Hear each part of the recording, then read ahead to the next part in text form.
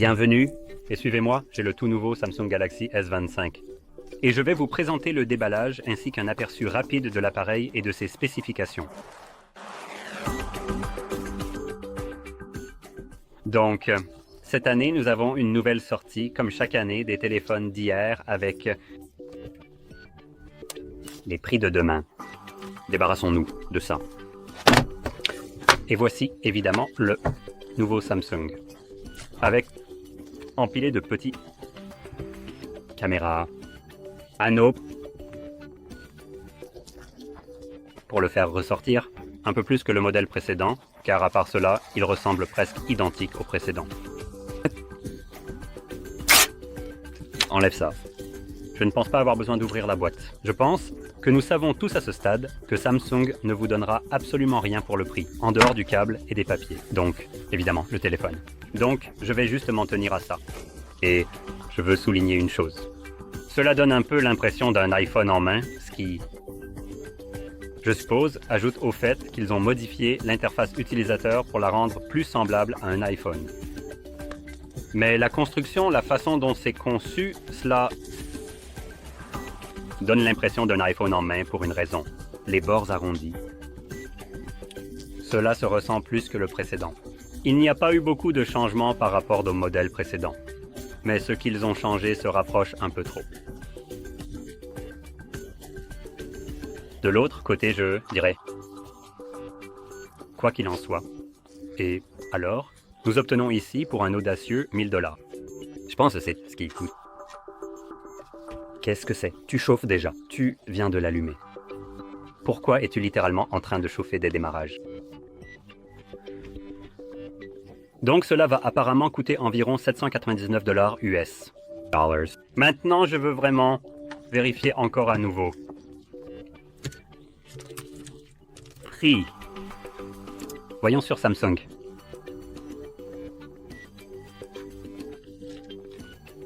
Patientez pendant que je vérifie une seconde fois. Si cette info est correcte. Quel téléphone essayez-vous de me vendre? Samsung? Pourquoi votre site est-il si mauvais? Quand il s'agit de... Où est le modèle? Littéralement, où est le modèle? Je suppose que c'est le 25, donc oui. Le prix semble être avec taxe d'environ 1000 $, ce qui en Pologne revient à 3999. PLN, ce qui est essentiellement une conversion de 1 à 4, donc c'est environ 1000 $. Bref, maintenant que c'est dit, parlons des spécifications. Et ici, nous allons obtenir essentiellement, comme je l'ai mentionné, le téléphone d'hier avec le prix de demain, 1000 $. Et commençons par l'écran. Celui-ci sera probablement la seule amélioration qui pourrait être réellement visible. Alors, le nouvel écran ici sera plus vibrant, il aura simplement un meilleur aspect. Ce sera un écran AMOLED dynamique LTPO avec un taux de rafraîchissement de 120 Hz, une certification HDR10+, et une luminosité maximale de 2600 nits.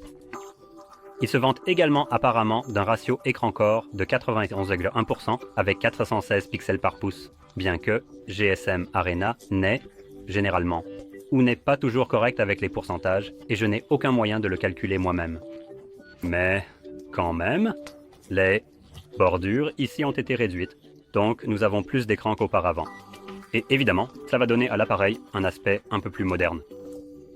Il est également recouvert d'un coin en Gorilla Glass Victus 2, bien que d'après la vidéo de Jerry Rig Everything, c'est apparemment déjà une régression.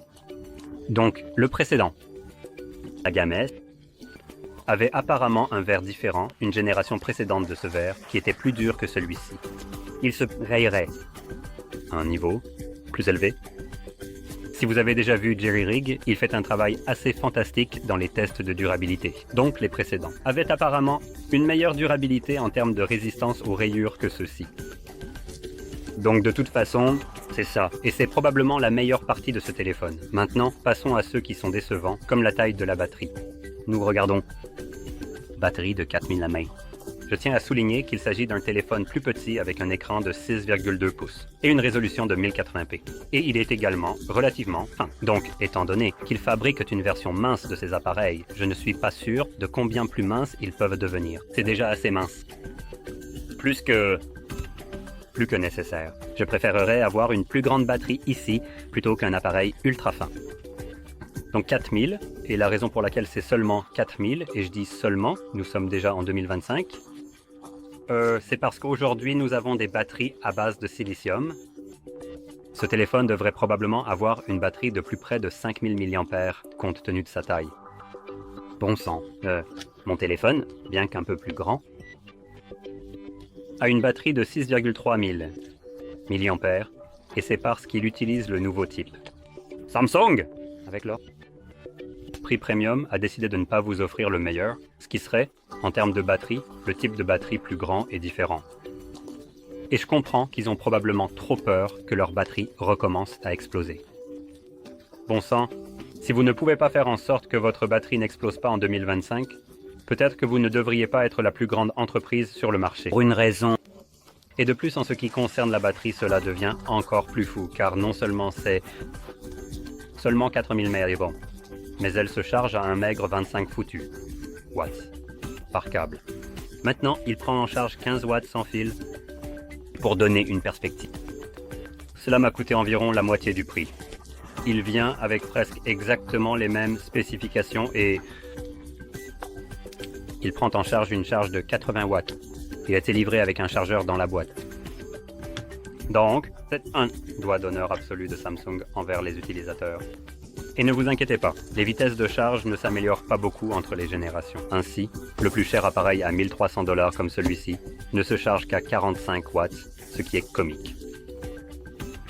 Quoi qu'il en soit, passons à l'intérieur. Et en ce qui concerne l'intérieur, je dirais que c'est ce à quoi vous vous attendez, c'est-à-dire un tout nouveau processeur, le Snapdragon 8 Elite, le meilleur sur le marché. Je ne vais pas le nier. Nous avons 12 Go de RAM et nous avons 128 Go de stockage. En entrée de gamme, et cela va jusqu'à 512 Go de stockage avec le modèle le plus haut de gamme, tous ayant 12 Go de RAM. Et c'est un type de stockage UFS 4.0. Il n'y a également pas de stockage extensible ici, donc vous pouvez insérer une carte SD en bas.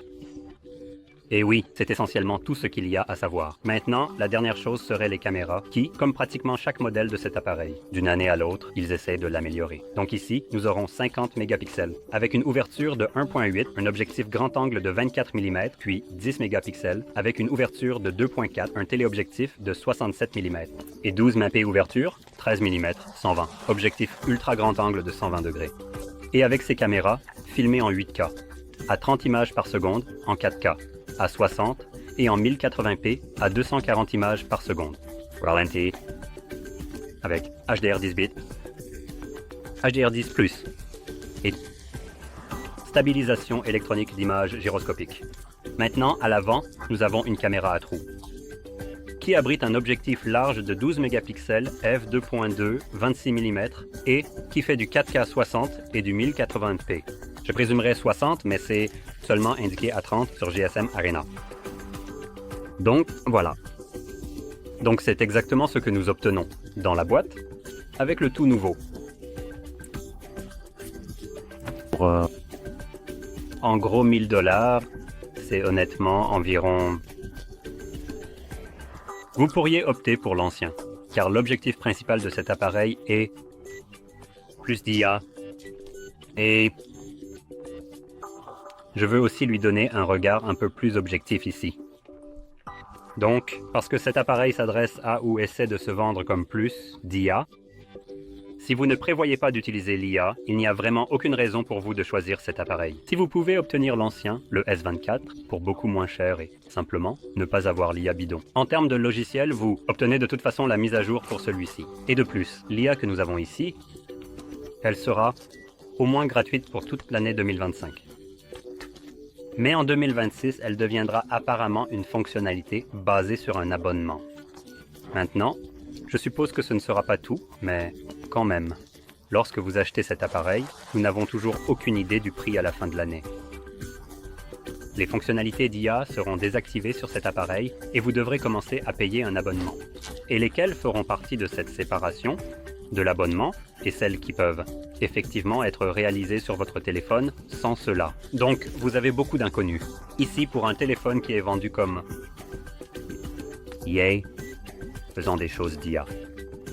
Donc, c'est un peu flou, je dirais, que vous achetez un téléphone avec un ensemble de fonctionnalités que vous allez perdre, et ensuite, vous devrez payer, mais vous ne savez même pas combien vous allez payer plus tard. En dehors de cela, cet appareil aura, je crois, un cycle de mise à jour de 7 ans, donc il recevra essentiellement toutes les versions d'Android qui seront disponibles pour vous dans 7 ans, ce qui est plutôt bien. Mais quand vous payez $1000 pour un appareil au minimum, comme celui-ci, en toute honnêteté, il commence à perdre de sa valeur.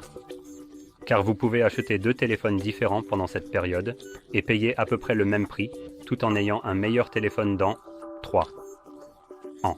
Donc par exemple, voici le Nubia Z7D Ultra. Il m'a coûté environ $600. Je pense que c'est à peu près ça. Environ ce montant. Il aura un cycle de mise à jour de 3 ans. Il est également livré avec les processeurs les plus récents et tout ça. Il n'a peut-être pas les mêmes optimisations logicielles que Samsung, mais il fonctionne toujours de manière fantastique, d'après mon utilisation. Au cours du dernier mois, et il me coûte un peu plus de la moitié du prix de cet appareil. Maintenant, c'est le moins cher, il a un cycle de vie de 3 ans. Et après 2 ans, je peux simplement en prendre un autre, le plus récent. Avec les processeurs les plus récents et tout ce qui va avec. La technologie sera de retour à ce moment-là, ce qui signifie que je vais obtenir une meilleure valeur pour mon appareil en ayant 2 appareils différents, que je n'aurai, en payant trop cher pour celui-ci et en ayant un cycle de vie de 7. Cycle de vie annuel. Ce n'est pas aussi rentable si vous faites réellement le calcul. Et cela s'effondre encore plus lorsque vous considérez qu'il y a des choses comme celle-ci pour $1300. À ce point, vous payez déjà complètement trop cher pour un appareil qui, je serais d'accord, ne vous apporte pas vraiment autant de valeur. Donc, de toute façon, maintenant que c'est dit, j'espère que vous avez trouvé cette diatribe utile. Et si c'est le cas, n'oubliez pas de mettre un like, de vous abonner et merci d'avoir regardé.